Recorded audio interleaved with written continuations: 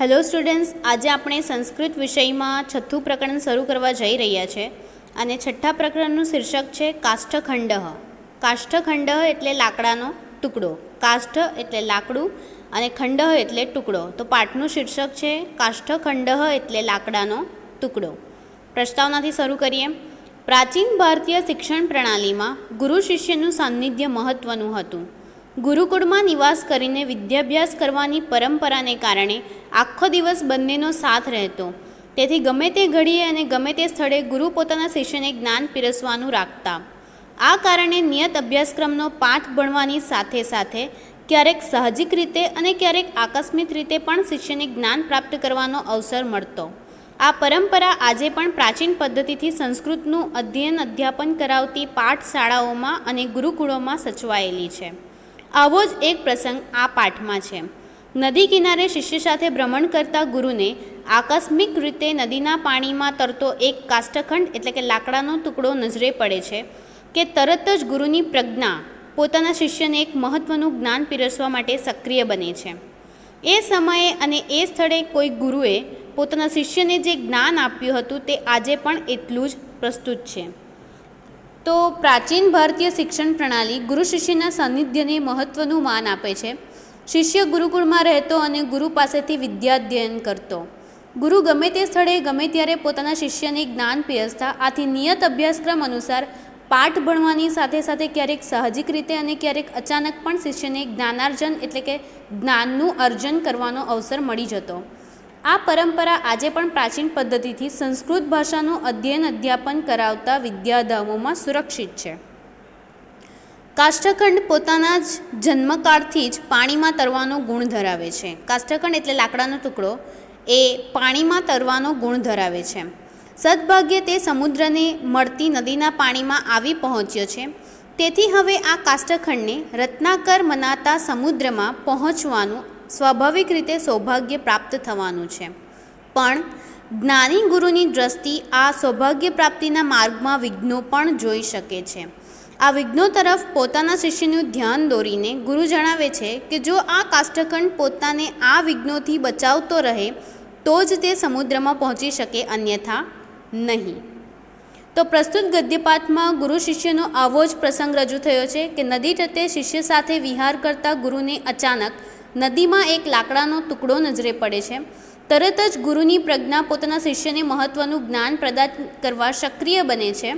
એ સમયે અને એ સ્થળે કોઈ ગુરુ પોતાના શિષ્યને આવું જ્ઞાન આપે તે આજે પણ એટલું જ ઉચિત છે. કાષ્ઠખંડ જે પાણીમાં તરવાનો ગુણ ધરાવે છે, સદભાગ્યે તે સમુદ્રને મળતી નદીના પાણીમાં આવી પહોંચ્યો છે. એટલે કે હવે આ કાષ્ઠખંડને રત્નાકર મનાતા સમુદ્રમાં પહોંચવાનું સૌભાગ્ય સાંપડવાનું છે.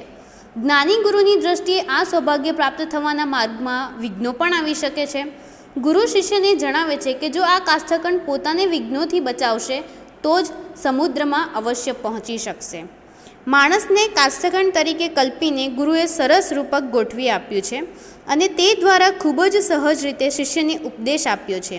ગુરુનો ઉપદેશ છે કે માણસ પણ પોતાના જીવનમાં આવતા 4 વિઘ્નોથી પોતાની જાતને બચાવી લે તો જ સુખરૂપી સમુદ્રને પ્રાપ્ત કરવાનું સૌભાગ્ય મેળવી શકે છે.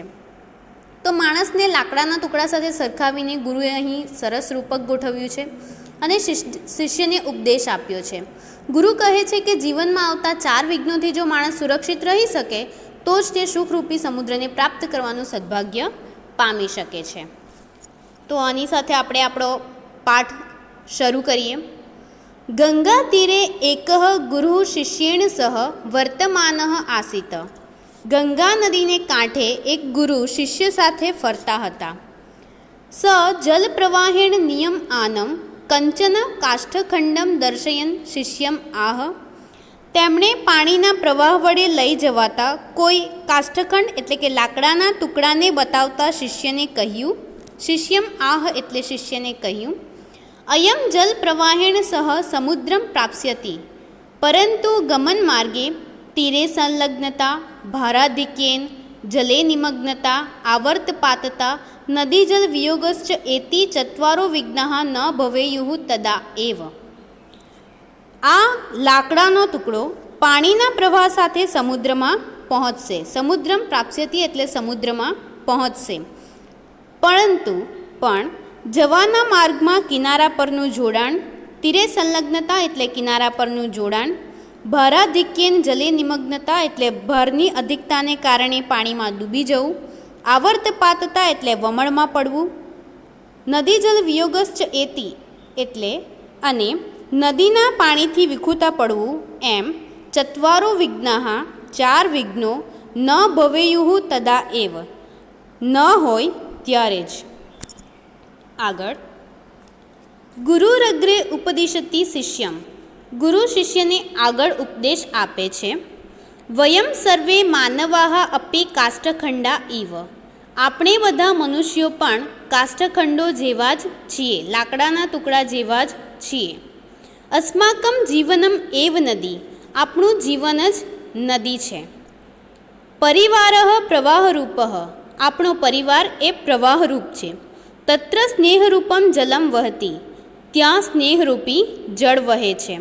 સ્વકીય પરિવારે જીવનમ જીવંતઃ કાષ્ઠરૂપા વયમ સુખપૂર્ણમ સંસારરૂપમ સમુદ્રમ અવશ્યમ પ્રાપ્નુમ શક્નુમઃ યદિ ચત્વારો વિઘ્ના ન ભવંતી. પોતાના પરિવારમાં જીવન જીવતા લાકડાના ટુકડાઓ રૂપ આપણે સૌ સુખથી ભરેલા સંસાર સાગરમાં જરૂર પહોંચી શકીએ છીએ જો 4 વિઘ્નો ન હોય તો. આ જે પેરેગ્રાફ છે એમાં શબ્દ છે ગુરુરગ્રે, જેની સંધિ છૂટી પડશે ગુરુઃ પ્લસ અગ્રે, અને બીજો શબ્દ છે ચત્વારો વિઘ્ના, જેની સંધિ છૂટી પડશે ચત્વારઃ પ્લસ વિઘ્નાઃ. આ જે પેરેગ્રાફ છે એમાં કાષ્ઠખંડ એટલે કે લાકડાના ટુકડાને મનુષ્ય સાથે સરખાવેલો છે, નદીને મનુષ્યના જીવન સાથે સરખાવેલી છે, નદીના પ્રવાહને પરિવાર સાથે સરખાવેલું છે, અને નદીમાં વહેતું જળ છે એ પરિવાર સાથેનો જે સ્નેહ, જે પ્રેમ છે તેની સાથે સરખાવેલું છે. હવે આગળ જીવને કીદૃશાઃ વિઘ્નાઃ ભવન્તીતિ શિષ્ય અપૃચ્છત. હવે જે શિષ્ય છે એ ગુરુને પ્રશ્ન કરે છે કે જીવનમાં કેવા વિઘ્નો હોય છે, એમ શિષ્યએ પૂછ્યું. હવે શિષ્યએ ગુરુને પૂછ્યું છે કે જીવનમાં કેવા વિઘ્નો હોય છે. ગુરુ શું જવાબ આપે છે એ જોઈએ. આગળ ગુરુ સમ ઉપાદિશત, ગુરુએ ઉપદેશ આપતા કહ્યું, નદી રૂપે જીવને આહાર નિદ્રા ભય આદયઃ તીરભૂતાઃ સંતિ. નદી રૂપી જીવનમાં આહાર, નિદ્રા, ભય વગેરે તીરરૂપ બનેલા છે. તીરેષુ સંલગ્નતા નામ આહાર, નિદ્રા, ભય આદિનામ સેવને સતતમ પ્રવૃત્તિ. કિનારાઓ પર જોડાણ એટલે આહાર, નિદ્રા, ભય વગેરેના સેવનમાં સતત પ્રવૃત્ત રહેવું. વસ્તુતસ્તુ આહાર આદયઃ સેવનીયાઃ ભવન્તિ તથાપિ તત્ર સતતમ સંલગ્નતા વિઘ્ન એવ. વસ્તુતસ્તુ એટલે હકીકતમાં આહાર વગેરે સેવવા યોગ્ય છે, તો પણ તેમાં સતત લાગેલા રહેવું એક વિઘ્ન જ છે. આહાર, નિદ્રા, ભય આદિષુ સતતમ પ્રવૃત્તિરૂપઃ વિઘ્નઃ ભવતી ચ એત કાષ્ઠખંડરૂપાઃ વયમ સુખરૂપમ સમુદ્રમ પ્રાપ્તુમ ન શક્નુમઃ. આહાર, નિદ્રા, ભય વગેરેમાં સતત પ્રવૃત્ત રહેવું એ જો વિઘ્નરૂપ બને તો કાષ્ઠખંડ રૂપે રહેલા આપણે સુખ સાગરમાં પહોંચી ન શકીએ. સમુદ્રમ પ્રાપ્તુમ ન શક્નુમઃ એટલે સમુદ્રમાં પહોંચી ન શકીએ. આગળ સામાજિકો વ્યવહાર ભારરૂપો ભવતી. સામાજિક વ્યવહાર ભારરૂપ બને છે. યદ્યપિ સામાજિકો વ્યવહાર સર્વત્ર એવ અપેક્ષિતો ભવતી. યદ્યપિ એટલે જો કે સામાજિક વ્યવહારની બધે જ અપેક્ષા રખાય છે.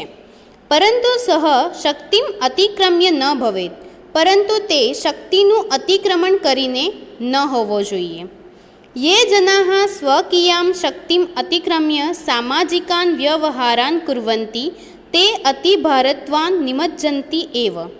જે લોકો, યે જનાઃ એટલે જે લોકો, સ્વકીયાં શક્તિમ અતિક્રમ્ય એટલે પોતાની શક્તિ ઉપરાંત સામાજિકાન વ્યવહારાન કુર્વન્તિ સામાજિક વ્યવહારો કરે છે, તે અતિભારત્વાન નિમજ્જન્તિ એવ. તેઓ અતિશય ભારે હોવાને લીધે ડૂબી જાય છે. નિમજ્જિતઃ જનઃ સુખમયમ સંસાર સમુદ્રમ પ્રાપ્તુમ ન શક્નોતિ. ડૂબેલો માણસ, નિમજ્જિતઃ જનઃ એટલે ડૂબેલો માણસ સુખમયમ સંસાર સમુદ્રમ પ્રાપ્તુમ ન શક્નોતિ. સુખપૂર્ણ સંસાર સાગરને પામી શકતો નથી. આગળ સુરાપાનમ, અક્ષક્રીડા, તમાકુભક્ષણમ, ચૌરકર્મ ઇત્યાદિની દુર્વ્યસનાની માનવ જીવને આવર્તભૂતાની સંતિ. સુરાપાનમ એટલે મદિરાપાન, અક્ષક્રીડા એટલે જુગારની રમત, તમાકુભક્ષણમ એટલે તમાકુનું સેવન, ચોરકર્મ એટલે ચોરી કરવી વગેરે દુર્વ્યસનાની એટલે ખરાબ વ્યસનો માનવ જીવને આવર્તભૂતાની સંતિ માનવ જીવનમાં વમળ જેવા હોય છે. મદિરાપાન, જુગારની રમત, તમાકુનું સેવન, ચોરી વગેરે ખરાબ વ્યસનો માનવ જીવનમાં વમળ જેવા હોય છે. આવર્તભૂતાની એટલે વમળ. એષુ પતિતો જનઃ બહિઃ આગંતુમ ન શક્નોતિ. એ બધામાં પડેલો માણસ બહાર આવી શકતો નથી. અતઃ તત્ર પતનમ એવ ન ભવેત તાદૃશઃ પ્રયત્નઃ સતતમ કરણીયો ભવતિ.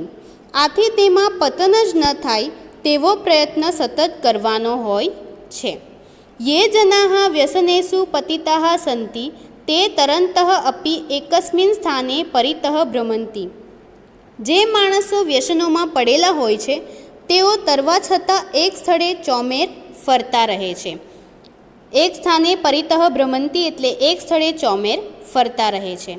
તેષામ પ્રગતિ બાધિતા ભવંતિ. તેમની પ્રગતિ બાધિતા એટલે અટકી જાય છે. તતસ્તે સુખાદિરૂપમ સંસાર સમુદ્રમ પ્રાપ્તુમ ન અર્હતિ.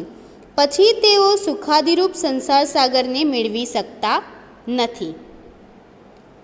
આ જે પેરેગ્રાફ છે એમાં સંતિ એ વર્તમાન કાળનું પરસ્મય પદનું અન્ય પુરુષ બહુવચનનું રૂપ છે, જેમાં અસ ધાતુ છે અને અસ ધાતુથી બનેલા બીજા શબ્દો છે અસ્તિ, સ્તઃ અને સંતિ. હવે આગળ પરિવારાત મુખત્વમ એવ નદી જલ વિયોગઃ. પરિવારથી મુખત્વમ એટલે વિમુખતા એ જ નદીના જળથી વિખૂટું પડવાનું છે. સામાન્યતયા પરિવારે નિવસંતઃ એવ વયમ સંસાર સમુદ્રમ પ્રાપ્તુમ સમર્થાઃ ભવામઃ. સામાન્ય રીતે પરિવારમાં રહેતા રહેતા જ આપણે સંસાર સાગરમાં પહોંચવા સમર્થ થઈએ છીએ. ભવામઃ એટલે થઈએ છીએ. પરંતુ યદિ કશ્ચિત જનઃ સ્વાર્થવશાત ક્રોધવશાત વા પરિવારાત પ્રતિમુખો ભવતિ સો અપી નદી એટલે કે પરિવાર જલ સ્નેહ વિમુક્ત કદાચિદપી જ્ઞાનેન સુખેન ચ પૂર્ણમ આનંદમયમ સંસાર સમુદ્રમ ન પ્રાપ્નોતિ. પરંતુ જો કોઈ માણસ સ્વાર્થને કારણે અથવા ક્રોધને કારણે, સ્વાર્થવશાત એટલે સ્વાર્થને કારણે, વા ક્રોધવશાત એટલે અથવા ક્રોધને કારણે પરિવારથી વિમુખ થઈ જાય તો તે પણ નદી એટલે કે પરિવારના અને જળ એટલે કે સ્નેહથી રહિત ને ક્યારેય પણ જ્ઞાન અને સુખથી સભર એવા આનંદમય સંસાર સાગરને પ્રાપ્ત કરી શકતો નથી. ચતુર્ભ્યઃ વિઘ્નેભ્યઃ રક્ષિતાઃ જનાઃ જ્ઞાનેન સુખેન ચ પૂર્ણમ આનંદમયમ સંસાર રૂપમ સમુદ્રમ અવશ્યમ પ્રાપ્નુવંતિ.